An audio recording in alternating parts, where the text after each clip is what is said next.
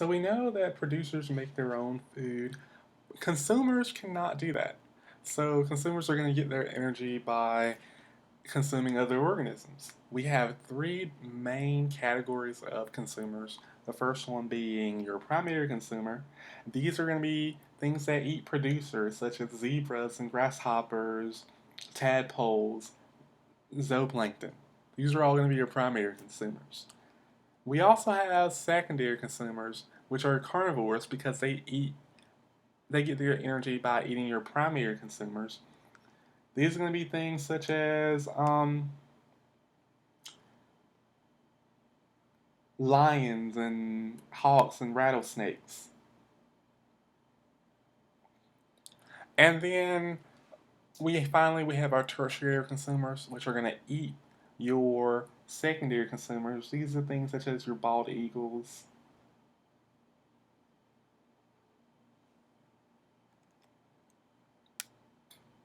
And here's just a picture showing you environments in which producers can live in, or some producers in two different types of environments, actually. And then we're looking at some consumers, and you can see the giraffe eating from the trees, and then the lions eating the poor giraffe, it appears to be. So let's look at this diagram here showing you the passage of energy through an ecosystem. You can see the energy coming from the sun. The first level producers are going to use that energy from the sun via photosynthesis to produce their energy. Then your primary consumer is going to eat the producer. Your secondary consumer on your third trophic level is going to eat your primary consumer.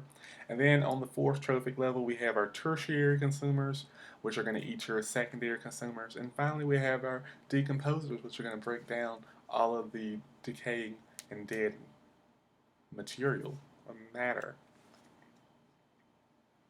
Here we have a model of a very simple food chain, a simple food chain that links producers and consumers in a linear fashion, illustrates how energy and matter move through the trophic levels of an ecosystem.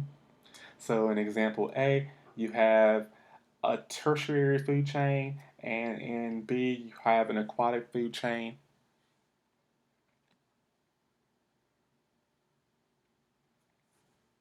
Food chain versus food web.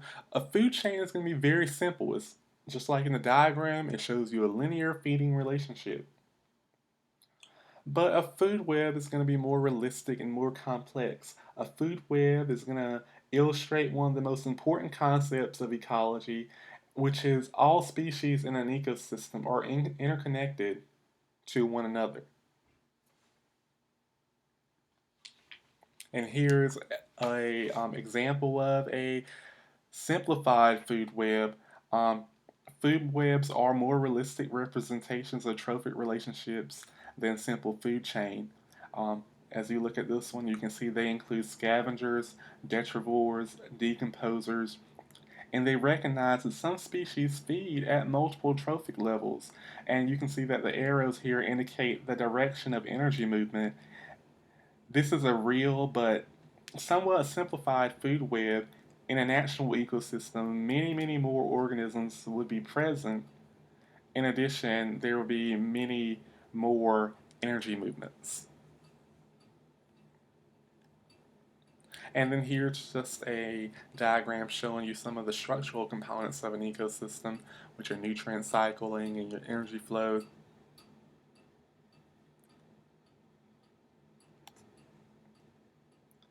Some ecosystems are going to be more productive than others.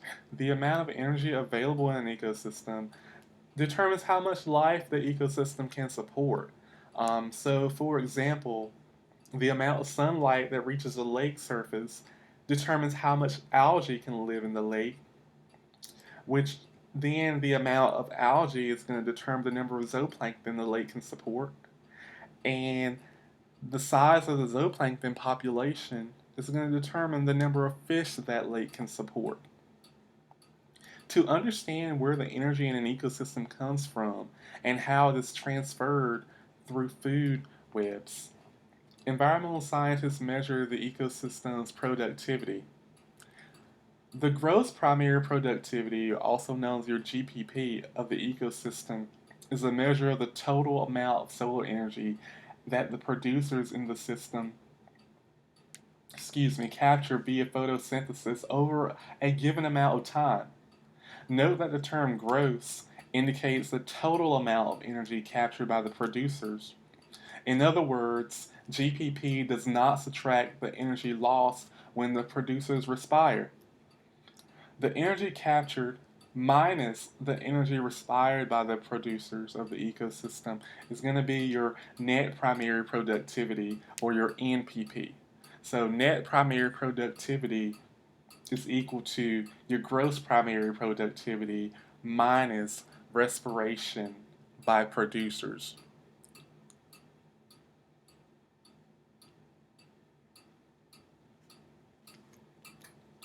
Um, Here in this diagram, gross. And, we're looking at gross and net primary productivity. Producers typically capture only about 1% of available solar energy via photosynthesis. This is known as gross primary productivity, or GPP, and about 60% of GPP is typically used for respiration.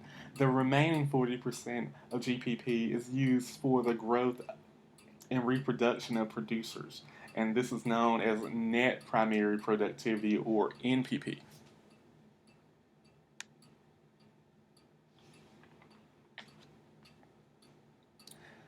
The net primary productivity of an ecosystem establishes the rate at which biomass, or the total mass of living matter in a specific area, is produced over a given amount of time. The amount of biomass present in an ecosystem at a particular time is a standing crop. It is important to differentiate standing crop, which measures the amount of energy in a system at a given time, from productivity, which measures the rate of energy production over a span of time. When we talk about trophic pyramids, we're going to be looking at the distribution of biomass among different trophic levels, and we can use these to determine ecosystem or ecological efficiency, where we're going to be looking at the proportion of consumed energy that can be passed from one trophic level on over to another trophic level. This diagram here is showing you net primary productivity, or the estimated annual net primary productivity in major life zones and ecosystems. Um, Productivity is going to be highest where temperatures are warm and water and solar energy are abundant. As a result, NPP is going to vary tremendously among different areas of the world. Humans represent about a half percentage of land based biomass, but are using more than 30%, 32% of land based NPP. This is going to cause for us to have extinction.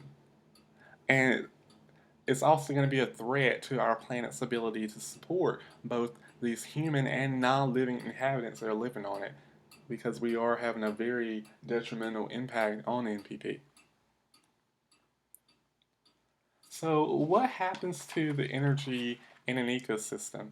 That's going to be our next concept here. We've already kind of talked about it a little bit, but we know that as energy flows through ecosystems and food chains and food webs, the amount of energy available to organisms is going to decrease at each level, and those at each trophic level. So if we were looking at this food chain that we've seen before, by the time the energy that was produced by the sun gets to the fourth trophic level, there's a very, very small amount of it left.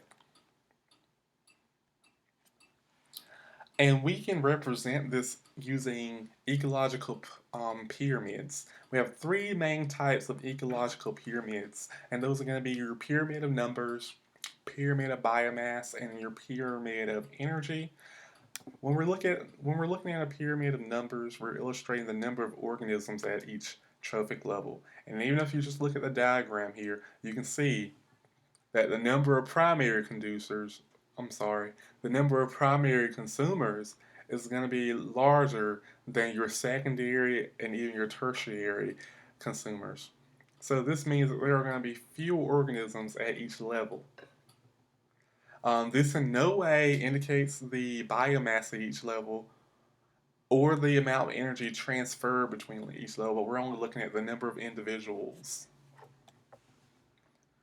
And your pyramid of biomass is going to show you the amount of biomass at each level.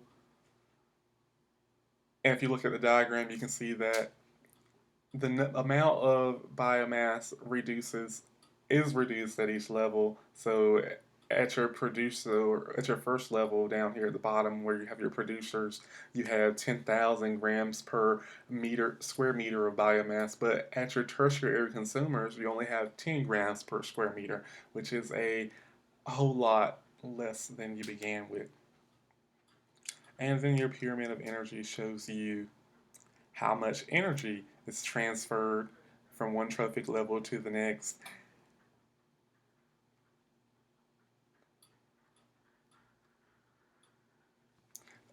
The usable amount of energy, as we've said before, decreases with each link in a food chain or food web. We've already discussed what biomass is, so I'm not going to waste your time by saying it again. And we know that the pyramid of energy flow is showing us that we're going to have less chemical energy for higher trophic levels, and I've already said all that before. And that concludes your notes for the movement of energy.